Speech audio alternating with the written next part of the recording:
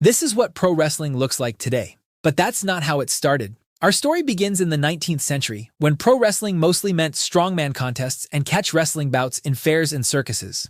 It was considered entertainment for the lower classes, and these early wrestlers were essentially carnival performers, traveling from town to town. However, things began to change around 1881, when the sport became more organized. Evans Strangler Lewis emerged as the biggest star, and championship belts were introduced. Edwin Bibby became the first American wrestling heavyweight champion in 1881. Then, in 1905, George Hackenschmidt became the first recognized world heavyweight wrestling champion. Hackenschmidt and his rival Frank Gotch became celebrities during wrestling's first boom period from 1905 to 1913. Gotch defeated Hackenschmidt in 1908 and retired undefeated in 1913, cementing his legacy as one of wrestling's first true stars. During this period, the kayfabe nature of wrestling remained a secret to most people. But by 1920, promoters openly admitted that the matches were predetermined. The cat was out of the bag, and wrestling would never be the same. After the predetermined outcome of pro wrestling was out to the public, World War II put wrestling on the back burner, but the post-war period sparked a big resurgence. The late 1940s through the 1970s became known as the Territory Era, and it fundamentally changed how professional wrestling operated. The biggest development came when regional promoters formed the NWA, aka the National Wrestling Alliance, in 1948. Promoters kept control of their local territories but agreed to share one world champion who would travel between regions defending the title. This created the illusion of one unified wrestling world while protecting everyone's business interests. Not everyone stayed happy under the NWA umbrella, though. The American Wrestling Association broke away in the 1950s, and in 1963, the Worldwide Wrestling Federation, known today as the WWE, split from the NWA to do their own thing. But America wasn't the only country catching the wrestling fever.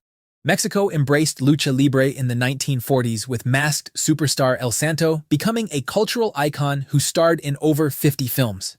Japan jumped in during the 1950s with Rikidozan as their national hero, also crossing over into movies. These men were legit mainstream celebrities in their countries. However, the real game changer was the introduction of pro wrestling on TV. After wrestling's popularity dipped during the war years, one man brought it roaring back: Gorgeous George. With his bleached blonde hair, elaborate robes, and outrageous personality, George essentially invented the concept of gimmicks. Everything about sports entertainment's theatrical side can be traced back to George. The AWA became the first nationally televised promotion, bringing wrestling into living rooms across America.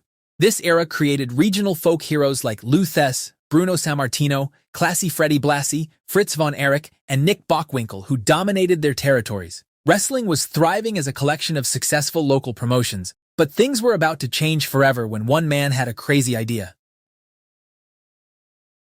The 1970s and early 1980s saw a slight dip in wrestling's popularity, but everything changed in 1982 when Vince McMahon Jr. bought the World Wrestling Federation from his father with a radical plan to go national. McMahon didn't respect the territory system's agreements. He raided other promotions for talent, bought prime television slots in their markets, and positioned WWF as America's premier wrestling company. However, his biggest masterstroke was signing Hulk Hogan, who had gained mainstream fame from his role in Rocky III. Hogan became the perfect face for McMahon's vision, a superhero bodybuilder that parents loved and kids idolized. The creation of WrestleMania in 1985 changed wrestling forever. McMahon brought in celebrities like Mr. T and Cyndi Lauper, and wrestling moved from smoke-filled regional arenas into mainstream entertainment. WrestleMania 3 in 1987 became legendary when Hogan body-slammed the 520-pound Andre the Giant in front of over 93,000 fans at the Silverdome. But Hogan wasn't alone. Stars like Macho Man Randy Savage, Ultimate Warrior, $1 Million Man, Roddy Piper, Yokozuna, and a certain zombie mortician who'd later become a legend all brought their own unique flavor to the colorful golden era of pro wrestling. WWF established the Big Four pay-per-views: WrestleMania, Royal Rumble, SummerSlam, and Survivor Series, creating wrestling's version of major sporting events. However, the NWA didn't sit idle. They consolidated power under Jim Crockett Promotions, which would become World Championship Wrestling. Their champion, Ric Flair, was a technical wrestler who talked trash, wore expensive robes, and lived his nature boy gimmick. Flair's legendary matches and promos made him wrestling's most credible champion even as regional territories died around him. Cable television supercharged wrestling's reach. By the mid-1980s, wrestling had entered its second golden age. Stars became household names, appearing on talk shows and in movies. Hulk Hogan had his own cartoon. Roddy Piper became a cultural icon. Kids were terrified of The Undertaker. Wrestling merchandise was everywhere. And this period fundamentally changed professional wrestling's nature. Wrestling wasn't trying to be a legit sport anymore. It was embracing its role as athletic theater. The smaller territories couldn't compete with national television exposure and deeper pockets. One by one, they closed or got absorbed. Regional folk heroes either joined WWF or WCW or retired. The territory system that had sustained wrestling for 40 years died, replaced by two major national promotions, WWF and WCW. But as 1995 approached, WWF faced serious challenges. A steroid scandal tarnished the company's image. Hulk Hogan left for WCW. Fans were tired of the same cartoon-style stories. WWF needed to rebuild around younger stars, while WCW, backed by Ted Turner's money, was positioning itself as the cooler alternative. The Golden Era had transformed wrestling from a collection of regional attractions into a mainstream entertainment phenomenon. But the battle for wrestling supremacy was about to enter its hottest period ever. By the mid-1990s, WWF was struggling. Their New Generation era, featuring Bret Hart and Shawn Michaels, produced great matches, but ratings were stagnant. Meanwhile, WCW had transformed from the NWA's successor into a legitimate threat backed by billionaire Ted Turner's deep pockets. On September 4, 1995, WCW launched Monday Nitro directly against WWF's Monday Night Raw. The Monday Night Wars had begun, and for the first time since the territory days, WWF had real competition. WCW struck first by signing Hulk Hogan, Randy Savage, and other WWF stars with guaranteed contracts that WWF couldn't match. Then, in July 1996, WCW dropped a bombshell. Hogan turned heel, forming the New World Order with Kevin Nash and Scott Hall. The NWO storyline was revolutionary, presenting wrestling as cool and edgy with an invasion angle that felt shocking. WCW crushed WWF in the ratings for 83 consecutive weeks. WWF was desperate. They needed something drastic. That something was Stone Cold Steve Austin and the Attitude Era. Austin had been fired from WCW and arrived in WWF as a mid-card talent. But after his famous Austin 3:16 promo at King of the Ring 1996, nothing would be the same again. Austin's anti-hero, beer-drinking, authority-defying, middle-finger-flipping character connected with audiences like nothing before. He was the antithesis of the colorful superheroes WWF had been pushing for years. On December 15, 1997, Vince McMahon appeared on Raw and declared the era of saying your prayers and taking your vitamins was over. The Attitude Era had officially begun. Austin versus McMahon became the hottest storyline in wrestling history.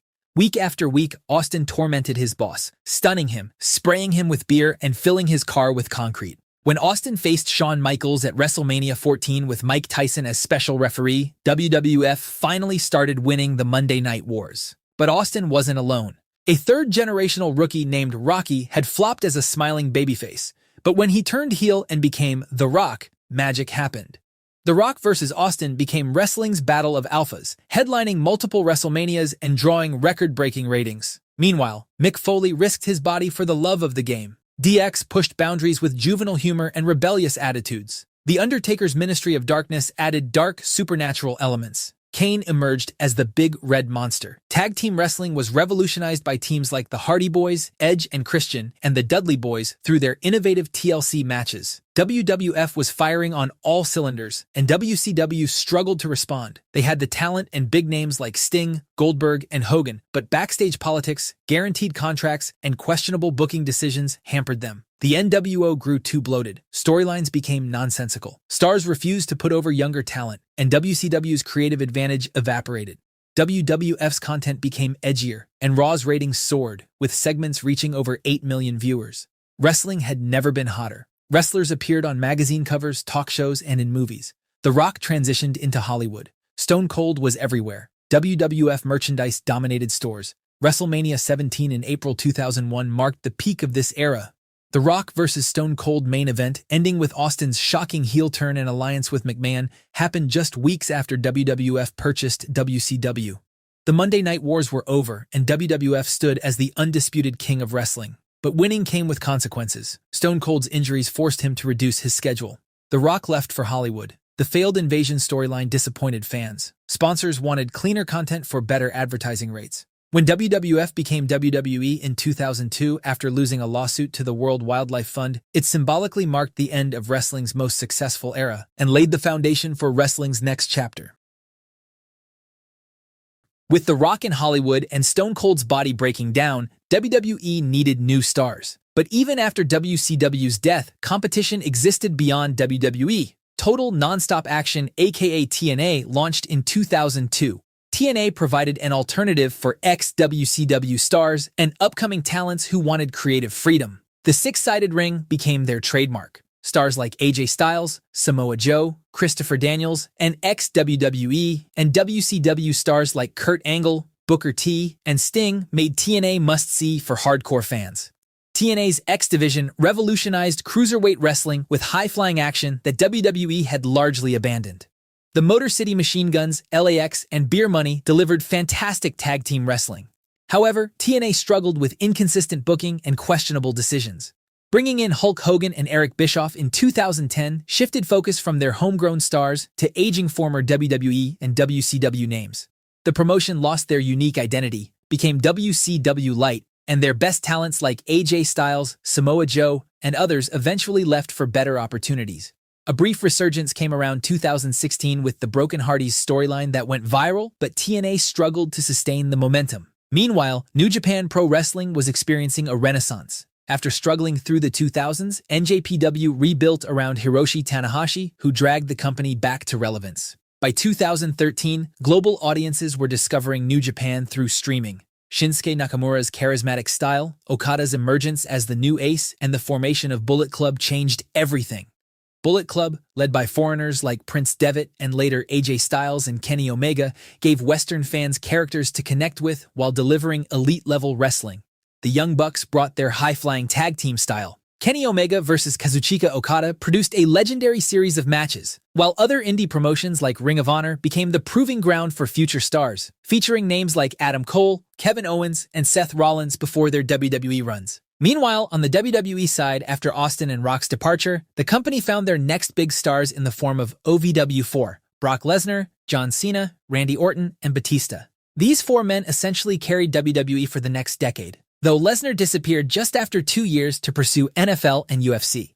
The 2002 brand split between Raw and SmackDown created new opportunities. SmackDown became known for wrestling quality, particularly thanks to names like Kurt Angle, Chris Benoit, Eddie Guerrero, Edge, and Rey Mysterio, who put on clinic after clinic. Meanwhile, Raw built around Triple H's Evolution stable, featuring Ric Flair, Batista, and Randy Orton. Shawn Michaels returned in 2002 after a 4-year retirement and proved he hadn't lost his touch. The first Money in the Bank ladder match at WrestleMania 21 created a concept that would launch numerous careers. Around 2008, after the Chris Benoit incident and a steroid scandal, WWE shifted toward a PG-rated product, seeking broader appeal and better sponsorship deals. Gone were the blood, explicit content, and edgy storylines. John Cena became the definitive face of this era with his colorful merchandise and never-give-up message. Kids and sponsors were happy, but older fans who craved the edginess of the Attitude Era were disappointed. But everything changed in 2011 when the Summer of Punk briefly revived the unpredictability and passion, with Punk delivering his infamous pipe bomb promo criticizing WWE's creative direction.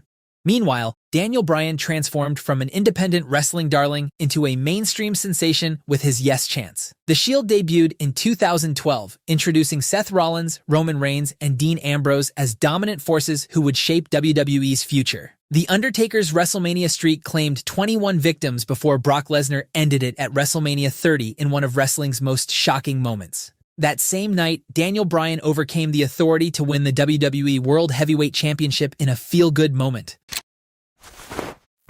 By 2018, the wrestling landscape had diversified. WWE remained the industry giant, but alternatives existed for different styles. TNA had rebranded as Impact Wrestling and was struggling to stay relevant. New Japan had established itself as the world's second-largest promotion with a rabid international fanbase. Ring of Honor continued producing excellent wrestling. Independent wrestling thrived with promotions like PWG, ICW, and Progress, and the stage was set for someone to unite these alternatives into legitimate competition for WWE. A revolution was coming, and wrestling was about to change once again. In 2019, wrestling changed forever when All Elite Wrestling was formed. For the first time since WCW's death, WWE had legitimate competition. AEW was formed by Tony Khan, son of billionaire Shahid Khan, with support from executive vice presidents Cody Rhodes, the Young Bucks, and Kenny Omega.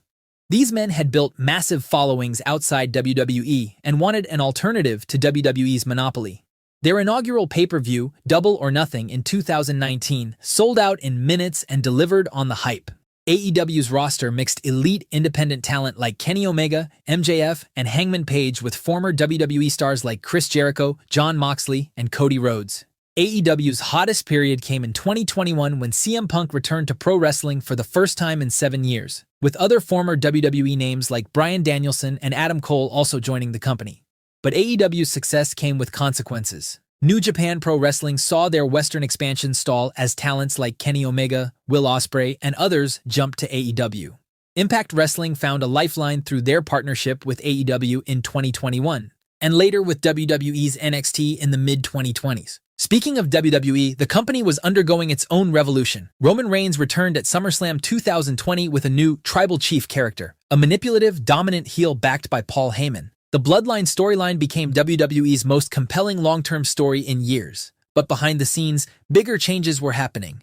In July 2022, Vince McMahon resigned amid serious allegations and controversies, ending his 4-decade control over WWE. In April 2023, WWE shocked the industry by announcing its sale to Endeavor, though Triple H remained in charge of creative. The biggest story of this period emerged when Cody Rhodes returned to WWE in 2022 after leaving AEW. WrestleMania 40 in April 2024 delivered one of wrestling's most satisfying conclusions when Cody Rhodes defeated Roman Reigns to become WWE Champion, ending the Tribal Chief's historic reign and finishing his story. 1 year later, in a shocking twist, John Cena, the ultimate PG-era babyface, turned heel for the first time in 2 decades, proving that the only constant in the world of pro wrestling is one thing: change. For almost 150 years, from circus performers putting on a show for pocket change to global entertainment empires worth billions, wrestling has survived wars, scandals, competition, and countless predictions of its death.